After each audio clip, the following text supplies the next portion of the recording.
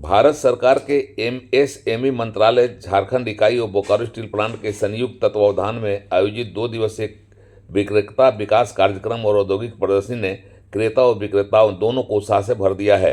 इस तरह के कार्यक्रम और प्रदर्शनी के जरिए जहां औद्योगिक विकास को बल मिला है, वहीं रोजगार के अवसर भी बढ़ेंगे, ऐसी संभावनाएं बनी है। बोकारो में 2 दिनों तक चलकर संपन्न हुए इस कार्यक्रम में बोकारो स्टील प्लांट के निदेशक प्रभारी बीके तिवारी मुख्य अतिथि के तौर पर उपस्थित थे, जबकि विशिष्ट अतिथि के तौर पर आईईडीएस के संयुक्त निदेशक इंद्रजीत यादव, जियाडा के regional deputy director Manoj Kumar और बोकारो स्टील प्लांट के अधिशासी निदेशकों ने दीप जलाकर इसका उद्घाटन किया। बोकारो स्टील प्लांट के निदेशक प्रभारी बीके तिवारी ने एमएसएमई इकाइयों के विकास के प्रति बोकारो स्टील प्लांट की प्रतिबद्धता दोहराई और कहा कि एमएसएमई उद्यमियों को प्रतिस्पर्धा के आज के दौर में लागत और गुणवत्ता, ट्रस्ट बिल्डिंग और आफ्टर सेल सर्विस पर विशेष ध्यान देने की जरूरत है। उन्होंने कहा कि बोकारो स्टील ने अपनी ज़रूरत की कुल खरीद के 25% से आगे बढ़ते हुए 35 से 40% तक की खरीद एमएसएमई से की है। उन्होंने कहा कि जेम सेवाओं की खरीद प्रक्रिया में लोकल वेंडर के चयन होने से समय और खर्च की बचत होती है। उन्होंने लोकल वेंडर को जेम प्लेटफार्म पर ऑन बोर्डिंग करने का आह्वान किया।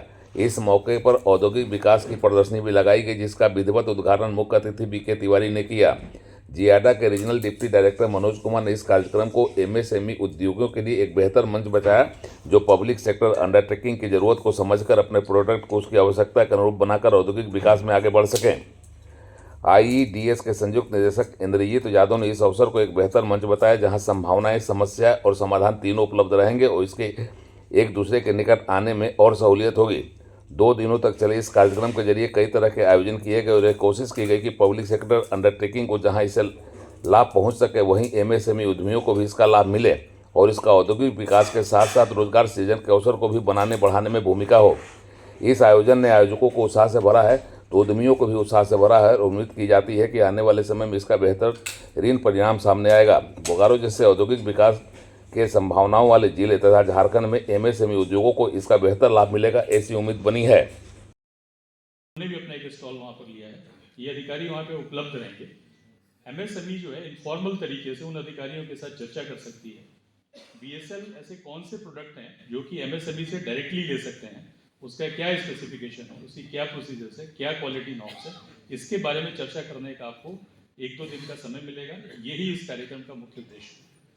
एज पर प्रोक्योरमेंट पॉलिसी सारे सीपीएससी और गवर्नमेंट डिपार्टमेंट को एमएसएमई से प्रोक्योर करना है, SC/ST एंटरप्रेन्योर से प्रोक्योर करना है, वुमेन एंटरप्रेन्योर से प्रोक्योर करना है और इसकी रिपोर्टिंग जो है एमएसएमई डिपार्टमेंट को करनी है।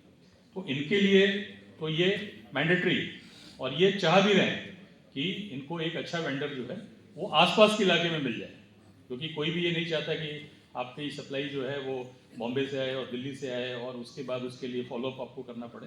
अगर आपको अपने आसपास के एरिया में या झारखंड में अच्छे सप्लायर मिल जाएं जो कि क्वालिटी प्रोडक्ट दें, क्वांटिटी की जो इनकी एक्सपेक्टेशन है या रिक्वायरमेंट है उस क्वांटिटी को मीट करें, क्योंकि ये पॉसिबल नहीं है कि अगर इनको 5000 पीस चाहिए तो 1000 पीस आपको दें और 3000 पीस कहीं और दें। अगर आप में एक सस्टेनेबल क्वांटिटी प्रोड्यूस करने की क्षमता है तो हो सकता है कि बल्क में ऑर्डर दें। और तीसरा सबसे इंपॉर्टेंट चीज़ है कॉस्ट कॉम्पिटिटिवनेस।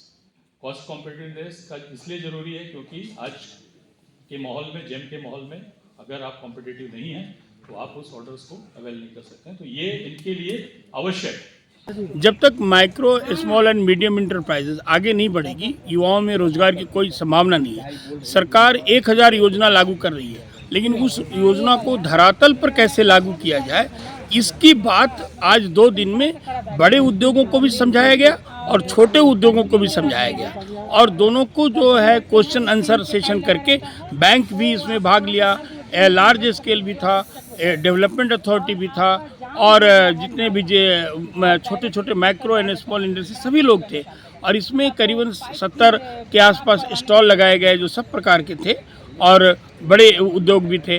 तो इसमें रोजगार सृजन ही लक्ष्य था और ज़्यादा चांसेस है कि काफ़ी रोजगार सृजन होगा और काफ़ी उद्योग लगेंगे जो लोग सीखे हैं उनसे या अपना उद्योग का विस्तार करेंगे। आपने देखा होगा कि जो पुरानी समस्याओं को भी बोकारो स्टील प्लांट के सामने रखा गया और सब तरह की बातें रखी गई। एक मंच था, साझा मंच था। बायर और सेलर के बीच में एक ब्रिज का काम करे, सप्लायर के साथ में प्रॉब्लम कई तरह के हैं कि हमारे बायर जो है हमारे प्रोडक्ट को ले नहीं रहे हैं। तो क्या रीज़न, इसको जानने की हम लोग कोशिश कर रहे थे। दूसरा ये था कि हम सेलर को ये बताएं कि कौन सी PSU जो है उनकी स्टोर रिक्वायरमेंट क्या है, उनकी प्रोक्योरमेंट पॉलिसी क्या है, वेंडर रजिस्ट्रेशन प्रोसेस क्या है उनके यहाँ, ये चीज़ें वो जाने ताकि वहाँ पर रजिस्ट्रेशन करवा करके अपने प्रोडक्ट को सप्लाई कर सकें। कितना कारगर हुआ ये प्रोग्राम? देखिए, ये तो भारत सरकार का पॉलिसी है, तो इस पर हम लोग कंटिन्यूअस एफर्ट करते रहते हैं और कितना कारगर शामिल हुआ ये तो हम फीडबैक अभी चूँकि प्रोग्राम उम्मीद तो है कि कारगर हुआ है, क्योंकि कितना हुआ है ये हमें कुछ दिनों के बाद हमें मिलेगा जब हमें पता चलेगा कि नए वेंडर कितना ऐड हुए हैं इसके साथ में। इसमें बोकारो के TND सेंटर से उड़ान लाइव की एक्सक्लूसिव रिपोर्ट।